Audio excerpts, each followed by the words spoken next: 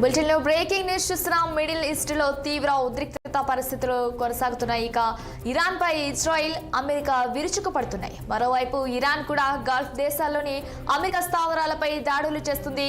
అయితే తాజాగా యుద్ధంలోకి చైనా కూడా ఎంట్రీ ఇచ్చింది.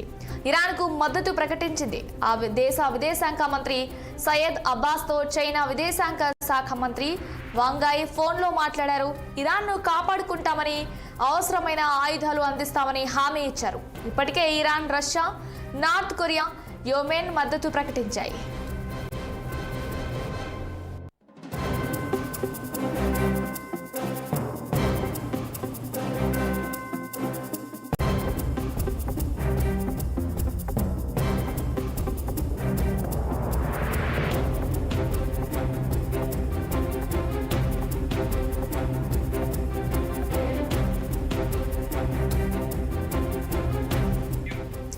బులెటిన్లో బ్రేకింగ్ న్యూస్ చూస్తున్నాం. మిడిల్ ఈస్ట్లో తీవ్ర ఉద్రిక్తత పరిస్థితులు కొనసాగుతున్నాయి. ఇరాన్ పై ఇజ్రాయిల్, అమెరికా విరుచుకుపడుతున్నాయి.